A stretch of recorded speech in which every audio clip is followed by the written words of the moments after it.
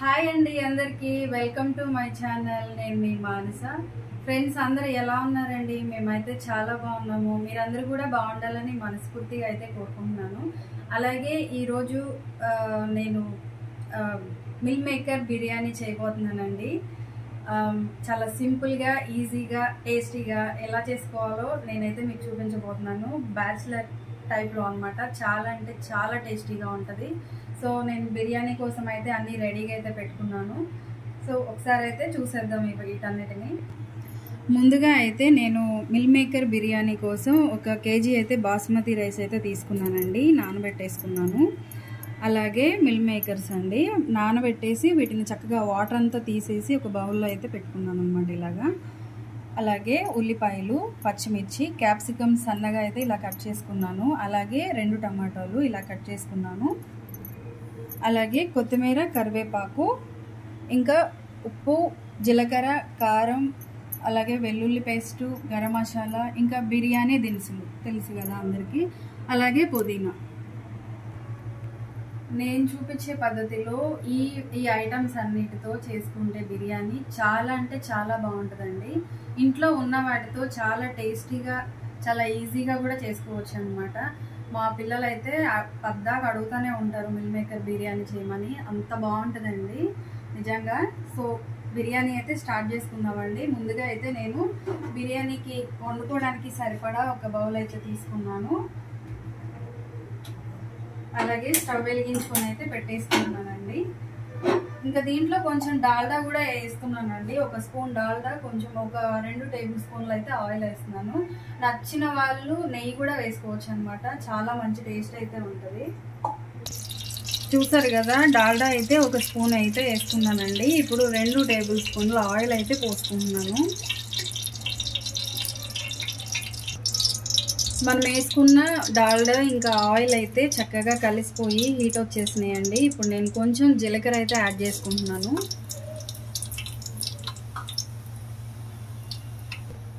జీలకర్ర అయితే యాడ్ చేసుకున్నాం కదా, ఇప్పుడు అలాగే మనం బిర్యానీ దినుసులు కూడా వేసేసుకుందాము.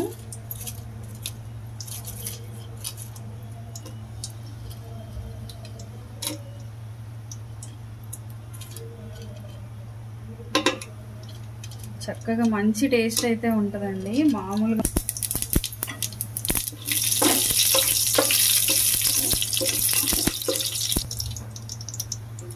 బిర్యానీ దినుసులు కూడా వేసుకున్నాం కదా, ఒక 2-3 నిమిషాలు అయితే ఇలా వేయించుకున్న తర్వాత ఇప్పుడు ముందుగా సన్నగా తరిగి పెట్టుకున్న ఉల్లిపాయలు అయితే యాడ్ చేసుకుంటున్నాను.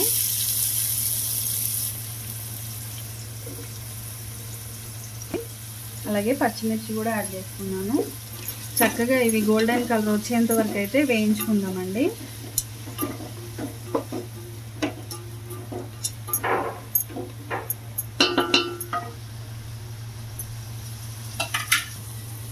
చూసారు కదా ఫ్రెండ్స్, ఇవైతే చక్కగా వేగిపోతున్నాయి కాబట్టి ఇప్పుడు క్యాప్సికమ్ ముక్కల్ని కూడా యాడ్ చేసుకుందాం. చక్కగా వీటిల్లో ఒక 2-3 నిమిషాలు వీటిని కూడా వేయించేసుకుందాం ఇలాగా.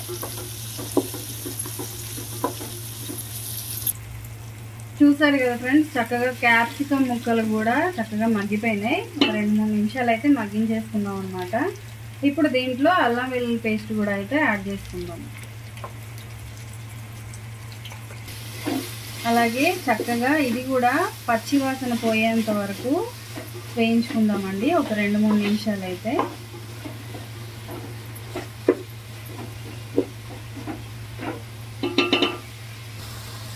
చూసారు కదా, అల్లం యాడ్ చేసుకున్న తర్వాత చక్కగా 2-3 నిమిషాలకి చక్కగా మగ్గిపోయి మంచి స్మెల్తో అయితే ఆయిల్ అంతా అయితే పైకి వచ్చిందండి. ఇప్పుడు దీంట్లో మిల్ మేకర్స్ అయితే యాడ్ చేసుకుందాం. చక్కగా మొత్తం కలిసిపోయేలాగా అయితే కలిపేసుకుందాం ఇలాగా.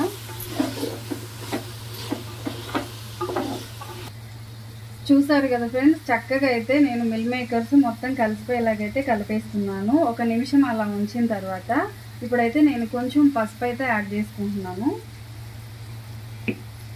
అలాగే గరం మసాలా, అలాగే కొంచెం సాల్ట్ అండి టేస్ట్కి సరిపడా.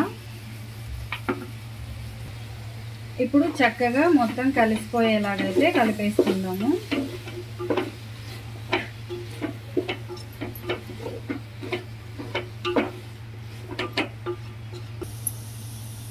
చూసారు కదా ఫ్రెండ్స్, చక్కగా అన్నీ కలిపేసుకున్నామండి.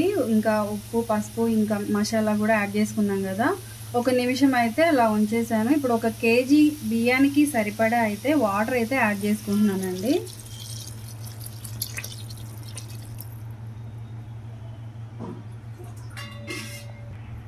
నేను వాటర్ అయితే సరిపడా అయితే యాడ్ చేసుకున్నానండి. అలాగే ఇప్పుడు టమాటో ముక్కల్ని కూడా యాడ్ చేసుకుంటున్నాను. అలాగే మనం ముందుగా కడిగి నానబెట్టుకున్న బాస్మతి రైస్ని కూడా అయితే యాడ్ చేసుకుంటున్నాను. రైస్ అయితే ఇంకా యాడ్ చేసుకుంటున్నానండి.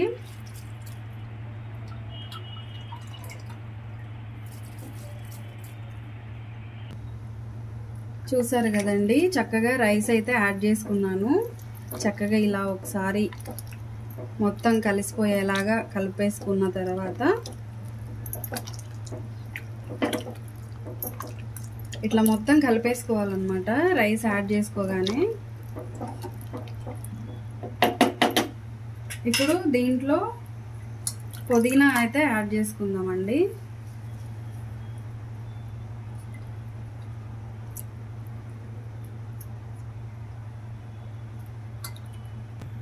చూసారు కదా ఫ్రెండ్స్, చక్కగా పుదీనా కూడా అయితే యాడ్ చేసుకున్నాము. ఇప్పుడు హైలో పెట్టేసుకొని ఒక 10-15 నిమిషాల పాటు అయితే ఇలాగా కదపకుండా, అంటే 2 నిమిషాల తర్వాత మళ్ళీ ఒకసారి కలుపుకోవాలన్నమాట.